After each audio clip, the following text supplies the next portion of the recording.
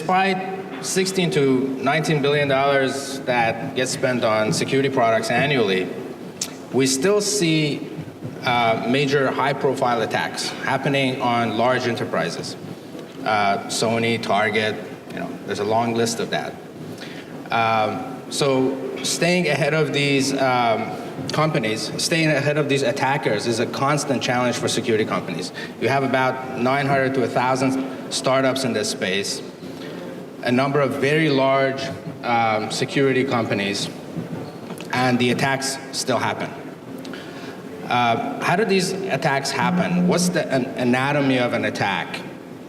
Can they be prevented? That's what our next panel of experts are going to be discussing here.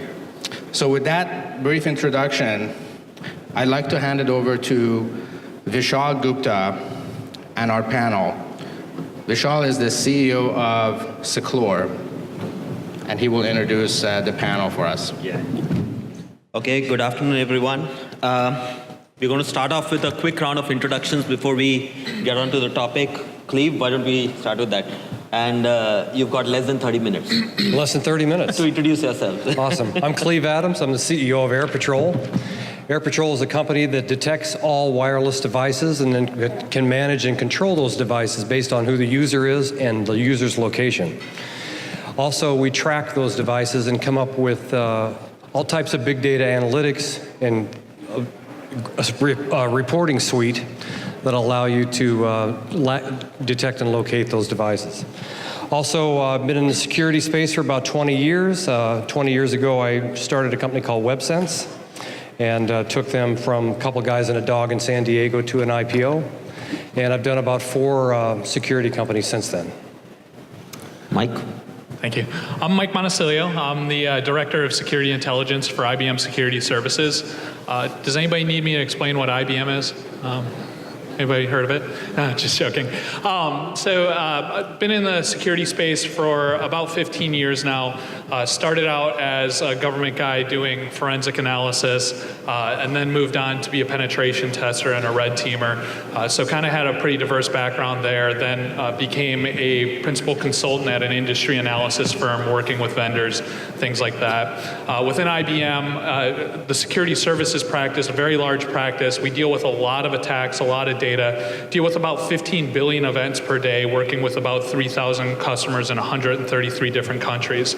So a very wide purview, very large set of skills that we have within IBM, and I kind of take those skills and I put them into an application with different clients for specific needs. Dimitri Alperovitch. I'm CTO and co-founder of CrowdStrike. We're a next-generation endpoint security company. So we have a product called Falcon that deploys your servers, your desktops, monitors all execution activities on those systems, detects, prevents, and attributes advanced threats. We also do threat intelligence to actually identify the threat actors that are coming at you and provide you with that context, prioritization, and attribution.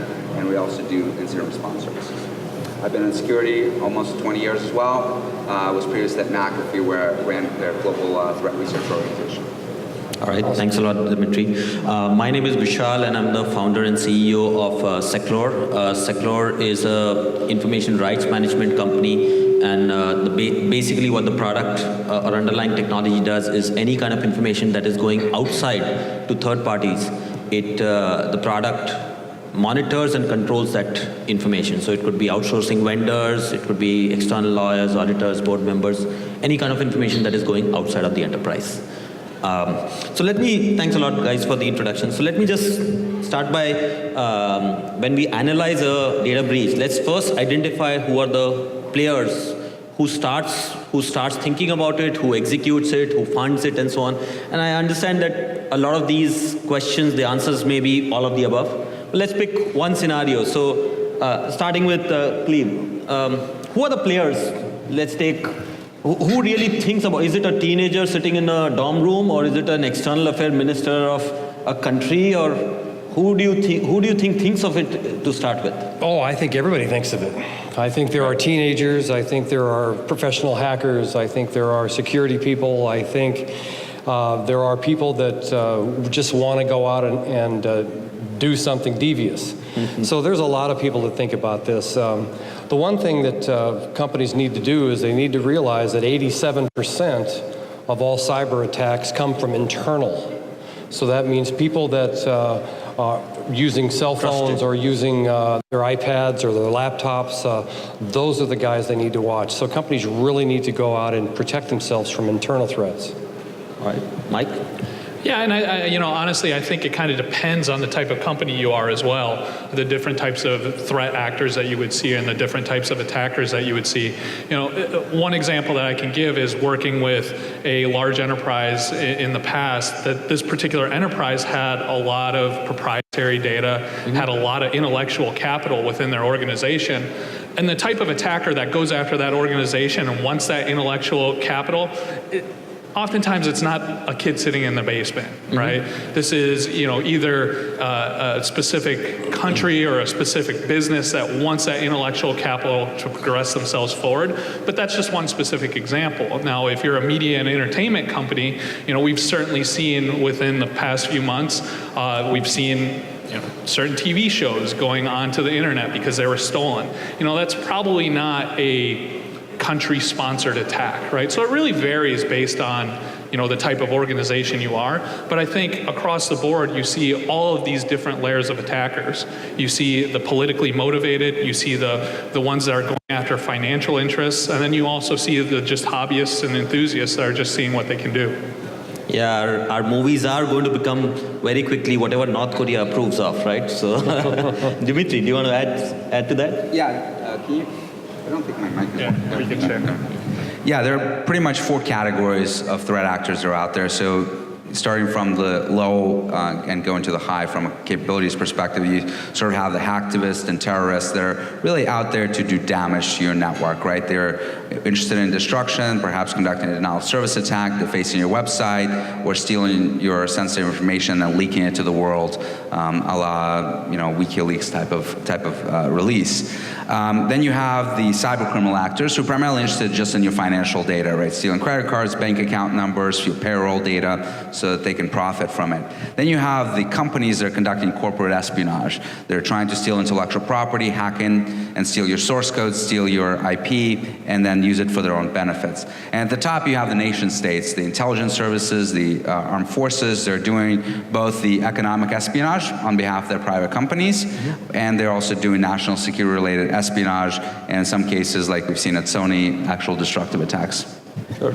The only one that I would like to add here from my experience is that there are, in the last couple of years, we've seen increasing amount of breaches being caused by trusted, and I'm going back to Cleve's point. So these are people who are trusted, either they are internal employees or third-party vendors who are quasi-employees in a lot of cases, or processes that are outsourced, which they, right? So it could be a lawyer or a legal counsel or a outsourcing firm. And it's very difficult, it becomes very, very difficult in those cases to, number one, track or control, because these are people who are supposed to have this information, and there's no way to block that information from reaching them because regular business as usual requires it. So I think in recent times I've seen that to be a big source of data breaches, because it becomes very, very difficult to protect the data from the very people who are supposed to have access to it, right? So let's walk through what actually happens, and let's pick an example, and Dimitri, let's start from you. Let's take an example of an actual data breach that you've kind of seen happening. And what happened? I mean, what really happens through a data breach? Can you walk us through an example? Sure. Of you will be familiar with Sony, right? An example of a company that was breached in a severe way from a nation-state actor, in that particular case, North Korea. And that was a unique case in that it was a destructive attack. And typically what we see is theft of data, theft of intellectual property, theft of financial data. We rarely see destruction. It's not the first time it's happened. We've seen attacks like that in Korea happening for a number of years, being launched in South Korea, being launched by North Korea. We've seen attacks like that in the Middle East from Iran. But in this particular case, what it started as is a spear phishing email, which is oftentimes how these things start. And someone opened that email, got compromised, and as a result, the adversary was able to breach the network and get inside on some system. Then what happens, and this is really the critical step in the compromise, and regardless of who's hacking you, whether it's a hacktivist, criminal actor, nation state, doesn't matter, they all have to do this. They steal credentials. If they don't steal credentials, the only thing that they have access to is that one machine that they've compromised, right? They can't move anywhere, they can't destroy your entire network, they can't get access to the sensitive data they really want. So the theft of the credentials, the theft of the passwords is really, really key, and everyone has to do it. And if you're able to stop them right there, if you're able to detect them very rapidly and kick them out, then the entire attack is over. But if they do steal those credentials, then they have unfettered access to your network. Then they become administrators. And something we're seeing as a trend these days is actually the use of what I call malware-free intrusions, where there is no malware to begin with, right? You have an entire industry in security that's built around catching malware, and what the adversaries have figured out is that they can bypass all those layers of protection by not using any malware, by stealing credentials and pretending to be insider. As Cleve was saying, that a lot of the attacks, we see about 60% of the attacks are not using any malware whatsoever to break into corporations. And once you have those credentials, you have administrative access to everything, right? You can move around freely, you can execute things using legitimate Windows tools like PowerShell, for example, that no one can stop, because if you stop it, you break the management ability to manage that network. So what happened at Sony is that they got access, they stole credentials, and then they started stealing data as the first step, right? So they exfiltrated lots and lots of data that they later leaked. And once they were able to accomplish that, on November 24th in the morning, they unleashed this wiper malware that will actually wipe the machines, the hard drives of those systems. And the interesting thing is that they actually hard-coded the passwords they had previously stolen into that malware so that the malware could spread automatically and get on lots and lots of machines and detonate at once. So the first part of the attack, the breaking in, the stealing of passwords, the theft of data, that happens all day long at literally hundreds of companies. The last piece, the destructive nature, is still pretty rare. That comes as close to a nuclear strike as possible. So, Mike, walk us through another breach that you've seen happening and what happens afterwards. Okay, well, I think Dimitri covered a lot of them there. But, this is one thing I do want to get across in terms of messaging. When we talk about these breaches, it's not the same thing that's happening every time. And they're very rapidly evolving, and they change very quickly. Recently, we actually saw a specific attack that was targeting the financial side of enterprises. And what they did is they actually targeted multiple different organizations all at once. It was listed under the name of it was called Direwolf, and it was a specific type of malware that we were seeing that was going out there. And very particularly what it would do is they would send it out to, again, the financial side of a business. They would either get them to click on something in the email or download something in an email, depending on how savvy the user was in the particular enterprise. But essentially what they would do is they would infect a machine, and it would send an email and say, hey, you know what, your account is currently frozen because there's some kind of issue with it. And then obviously people, the first thing that they want to do is try and log into their account.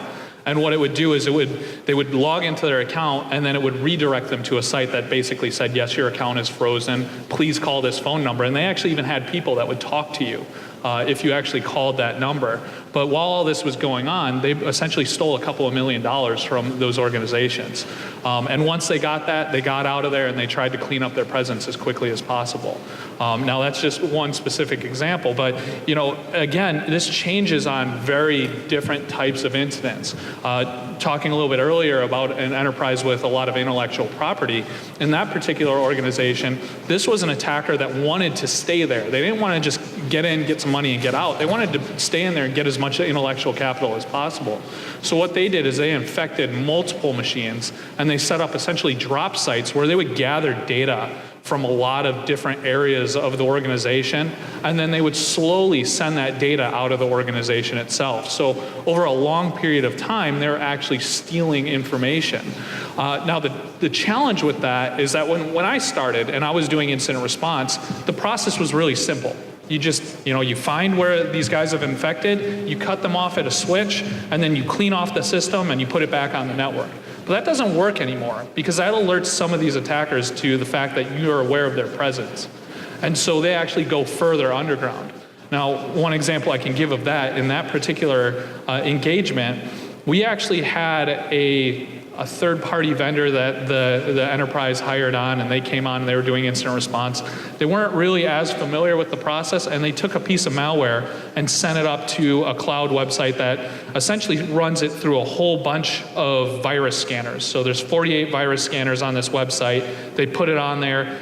They scanned all of it. Sure enough, none of them found any virus signature associated with this program, but within about 45 minutes of that hash showing up on that website, the attacker came back in and changed out the malware on all the infected systems, right? So that shows you the sophistication that these guys have and how ready they are to evolve these attacks. So, you know, we're given specific examples here, but you really have to recognize that this is an adversary, and they're going to change their techniques based on your processes. Well, it's so true. It's a great point. All these attacks that we hear about in the newspapers are the Target was different, then Home Depot was different, then Sony was different, then Anthem was different. They all targeted different things. They targeted, at Target, they wanted credit card information. At Home Depot, they wanted your contact information. At Anthem, they wanted your medical records and medical history. So it's impossible to know which part to make safe. So what we decided to do as far as trying to find people internally, and the Sony ones that either inside their laptops or their desktops were hacked, their cell phones were hacked. Sometimes they rooted cell phones and able to get access to the network with the cell phones that the employees within the companies didn't even know that was happening. So hackers have the ability to get to your phone, root your phone, use your phone as a device to go out to the network and steal data and steal information. Okay. I have and this is something which just happened last week, and this is a very simple case of a data breach which involved very little technology. So this is a company, this is a general insurance company, they have health insurance and so on. And every month they used to send their data out to an external processor who would print out the policy statements, send them across to customers and so on. And that same vendor also had a lead generation, and believe it or not, I mean, it's all on the website. So the same vendor also had a lead generation and marketing service. So what this vendor was doing very conveniently is it would get all this data for, let's say, company A, use it to process all the policies and so on, and then use the same data to do lead generation for company B. And it's a health insurance contract, it runs out every year, and this vendor knew exactly when each of the contracts was running out for your car insurance, for your health insurance, and so on.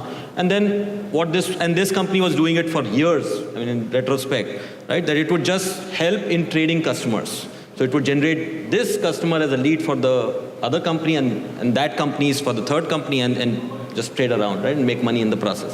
Very simple, sophisticated in some sense, but very simple process, right?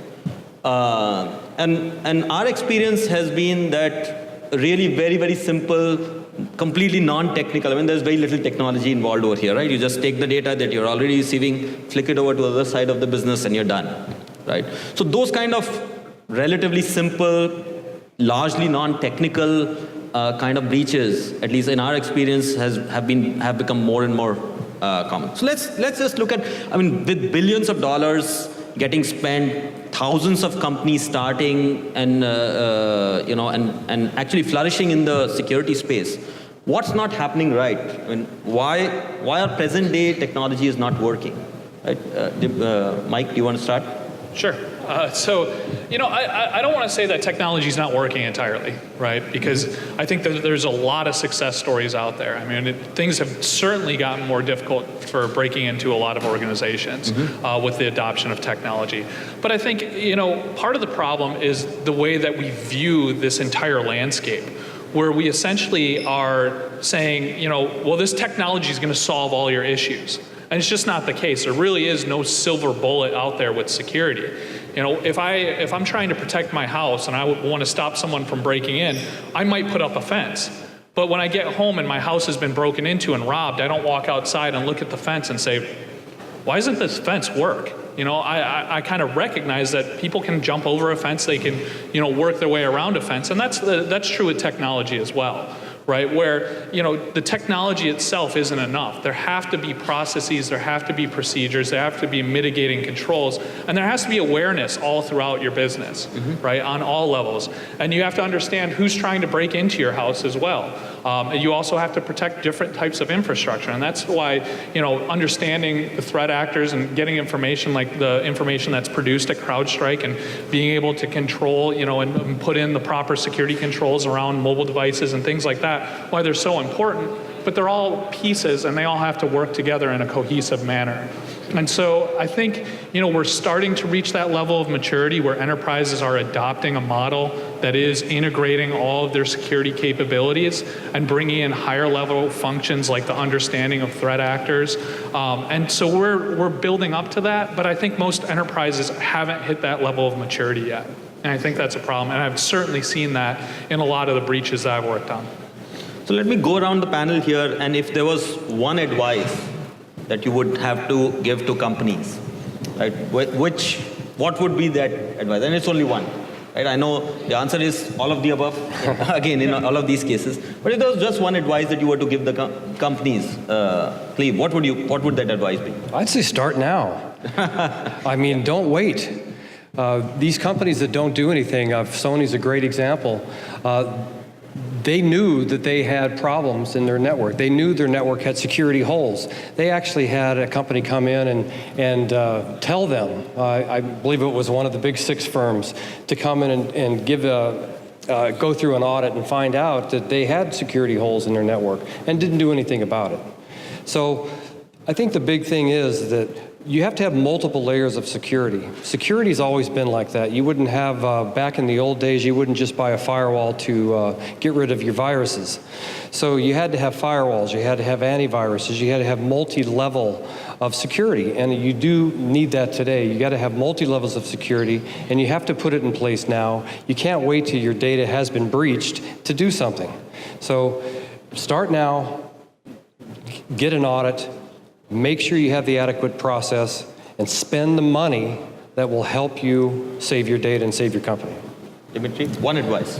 I think the key thing is that you have to get full visibility into what's going on inside your network, what's going on inside your machines. The reason that these breaches are happening, in most breaches, the average time of a breach is 200 days before it's being discovered. And 70% of them, companies don't even learn about it themselves. They get notified by an external party. So not only do they not discover it for almost a year, someone else has to tell them about it for it to get discovered, right? So it's a really, really poor state of the industry that we're in. And the reason is that people have no idea what's actually happening on their machines. They have no idea that someone's breaking in and executing code, that someone is stealing passwords, that someone is deploying wiper malware and so forth, like what happened on Sony. So you have to get full visibility first and foremost into everything that's taking place on your system, and you have to hunt. You have to take the proactive approach, assume that the adversary is already there, assume that they're going to get to whatever resources they set out to do. So you have to find them before they do that, right? So it's not an alert-driven culture where you wait for something to tell you that's not, that you have an intruder on your network, because sometimes they'll bypass all the layers of defense that you have in place. You have to proactively go around the building with a flashlight, look inside every corner, not just wait for the alarm system to go off. And for that, you have to have the visibility into everything that's happening, particularly on the endpoint. You have to have solutions that look at everything that's executing, whether it's malware, whether it's legitimate commands like PowerShell that are being run, like most of the attacks that we're seeing, and you have to understand the impact of that attack, the effects, or as it's often called, indicators of attack. Sure, so start now, get visibility. What have you got for us, Mike?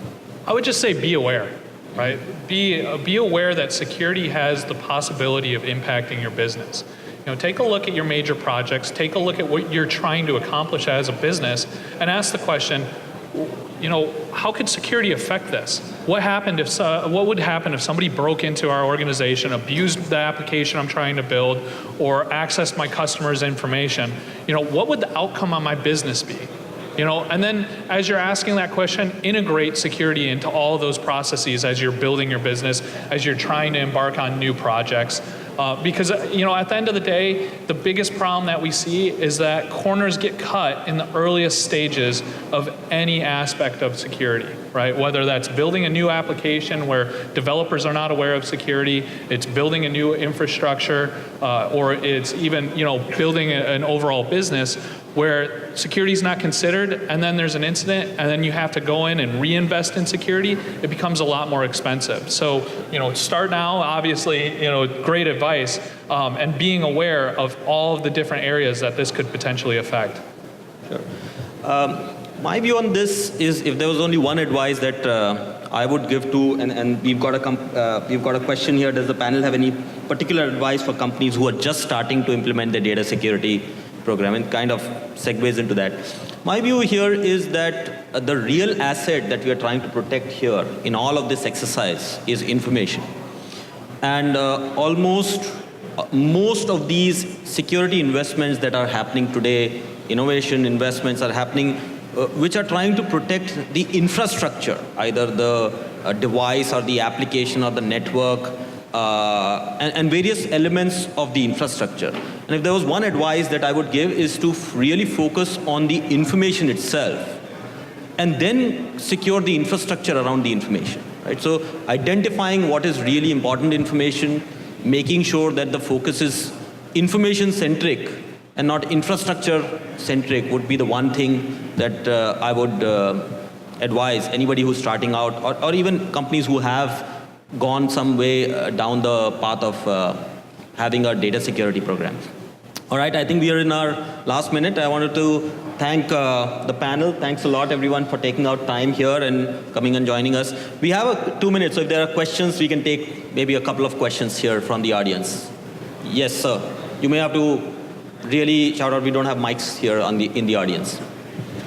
Right, so I think if I can just rephrase that question, what does the government can do in terms of regulations, punitive measures over here, over and beyond what is already happening? So there's privacy regulation, there are disclosure norms and all of that. What can the government do?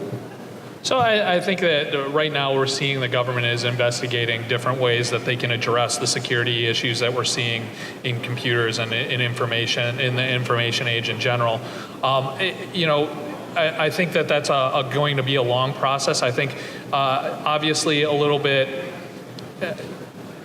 more applicable laws, would make a lot of sense. A lot of the laws that we're based on were built around 1985 or earlier. So really creating laws that make more sense for the day and age today. But I think that there's a lot that remains to be seen when it comes to legislation and how effective legislation is going to be in curbing some of this threat. Cleve, you want to? Dimitri, you want to? Well, I think one of the most important things that the government can do is actually make sure that there is a deterrent effect, that adversaries, whether nation states or cyber criminals or what have you, they're trying to orchestrate these attacks, that there are penalties that they face. And I think we're actually seeing a lot of positive movements in this area. China is one of the biggest perpetrators of economic cyber espionage against this country and many other countries. And last year, the Justice Department actually indicted 5 PLA officers, the People's Liberation Army officers, who are engaged in this activity. A new executive order came out from President Obama just last month, announcing that sanctions will be put in place against individuals as well as organizations that are contributing to cyber attacks that are of national consequence. So I think that's a very, very positive step. And in the case of Sony, the government was very proactive. President Obama came out, named North Korea as the actor being responsible. Really an unprecedented step, never been done before, an attribution on this public stage by the President of the United States. And sanctions were being put in place against some individuals that are affiliated with the North Korean regime. So I think that's a very positive step, that we're trying to think through law enforcement issues, political, diplomatic pressures, military pressures we can put on countries as well as individuals that are involved in these activities to take them off the battlefield. I also think the states need to get involved as well. So I know that Governor Brown has put together a cybersecurity council up in Sacramento. So the more layers, again, of security we can add, and the more cybersecurity rules and regulations that we can put together, the better off we'll be. All right, thanks a lot. I wanted to thank a panel once again for taking out time here. Thank you, everyone. Thanks a lot. Thank you.